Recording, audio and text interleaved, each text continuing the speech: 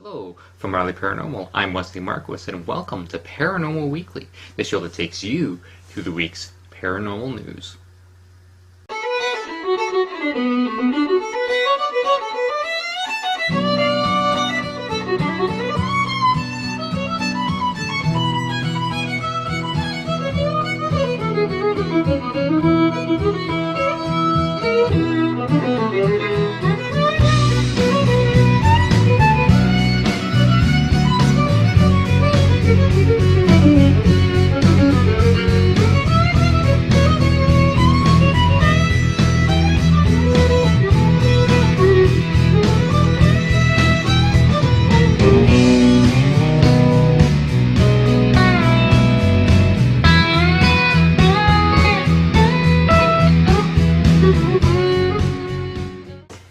A bizarre incident in London saw an elderly man die after bursting into flames, and authorities are baffled by what could have caused the blaze.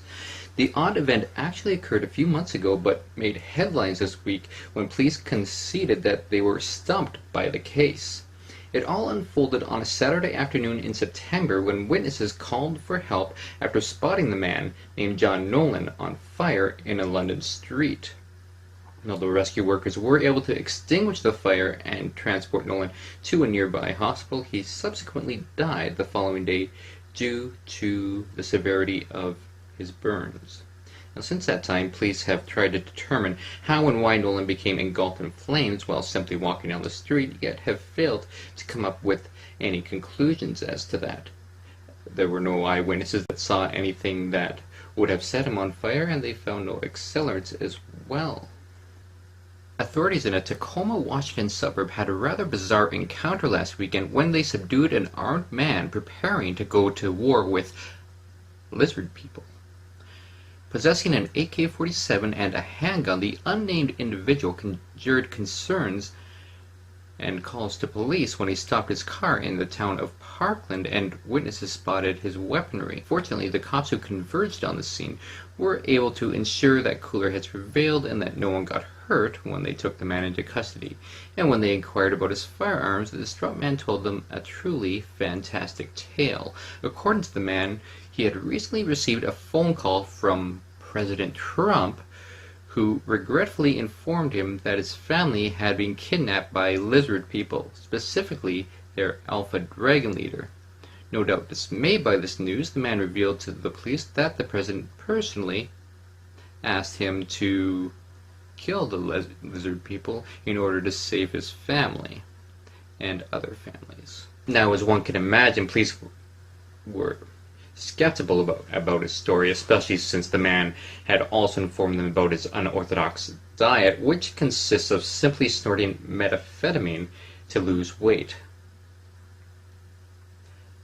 Perhaps anticipating their dubious take on his reptilian tale, the man declared, "The meth doesn't make me crazy. The lizard people are real."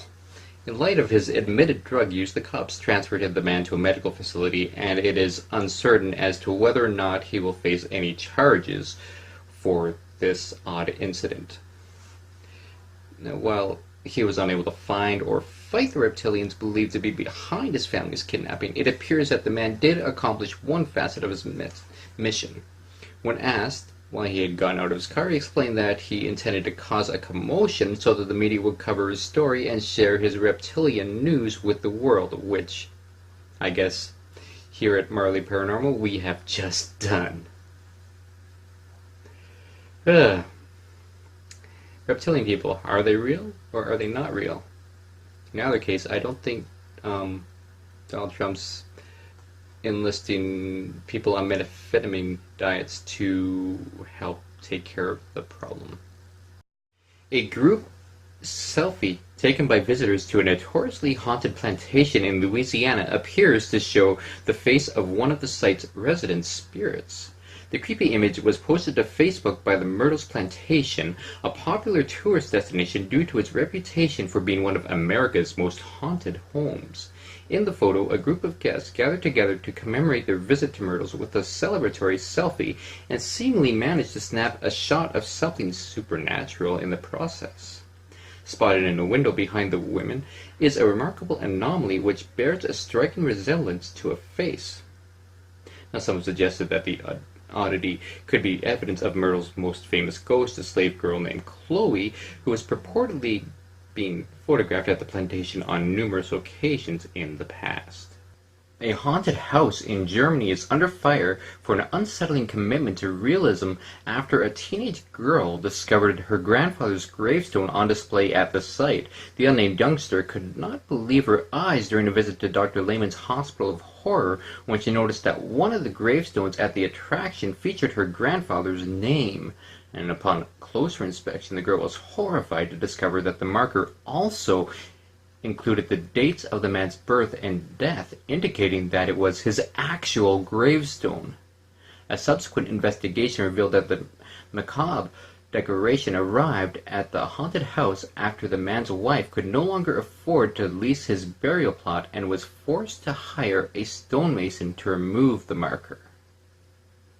Apparently thinking that he'd come up with a clever way to make some additional money from his work, the man then turned around and sold the gravestone to the haunted house. And after being busted for his double dealing, the apologetic stonemason has given back the removal fee that he charged the outraged man's family and assured them that the attraction would be taking steps to fix the marker so that it no longer bore his name. Nonetheless, the owners of the haunted house could still face some legal repercussions for their tasteless display, as authorities looking into the matter found another real gravestone at the site. One could only hope that it is the only gravestone that was genuine, since there are almost certainly far more gruesome finds contained inside the Hospital of Horror.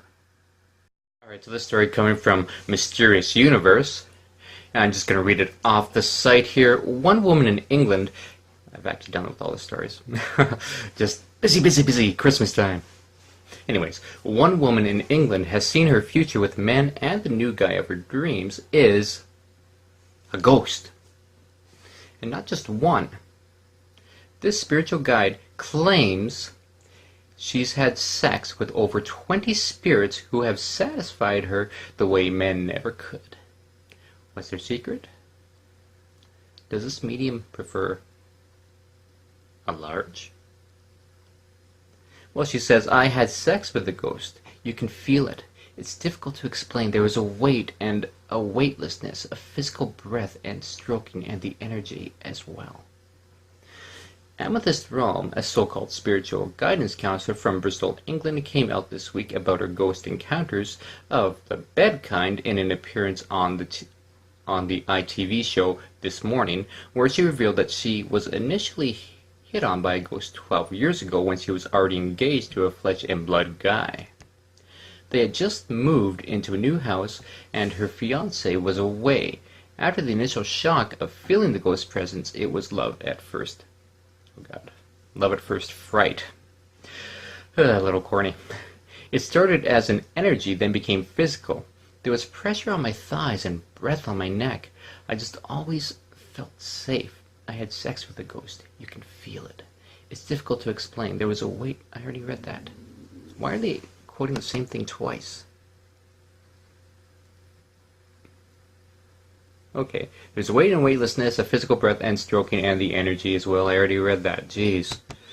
Why would they put the same quote twice? Well, that's a good thing she's a spiritual guidance counselor and not a politician or a Hollywood actor. With that kind of behavior, perhaps the spirit was a ghost of one. Now, she doesn't say, but she does disclose that the ghost was visible, because she eventually married her husband and he came home early one day to see them in the act. Well, that was the end of their marriage and the beginning of her sleeping exclusively on the dark side of the bed. Okay, they get really corny in this article. But not exclusively with one ghost. Realm's psychic cell phone is filled with at least 20 numbers, or whatever means she uses to set up haunted hookups. and she says she's looking for more shadowing sex partners, including a Mr. Right Fright, who she can have a ghostly baby with.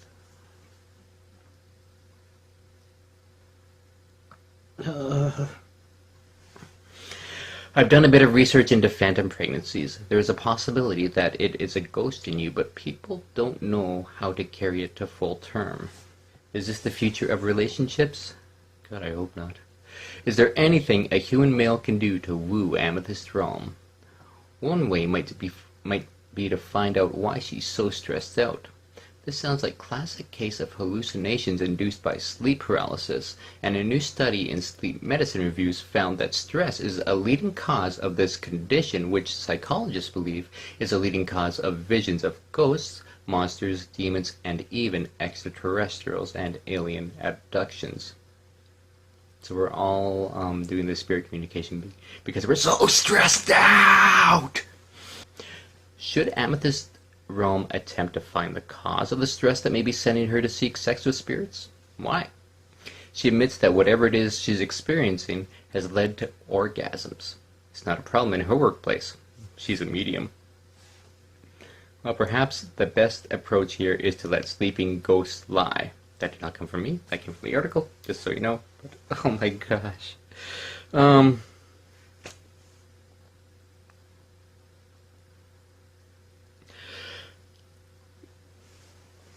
What do I say to this? Oh my gosh. Well, I suppose it's one way for her to get her name out there and to perhaps get some clients to her psychic guidance or whatever the heck it is. What does she call herself? A spiritual guidance counselor. So maybe, my point of view, it just looks like she's looking for some clients. Alright guys, that does it for this week's edition of Paranormal Weekly. For Marley Paranormal, this has been Wesley Marquis reminding you to stay true, keep leaving, and I'll see you in the comments.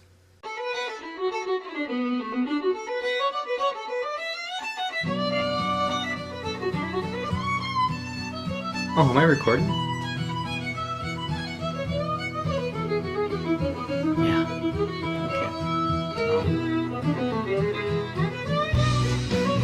Okay. Wait for NTC.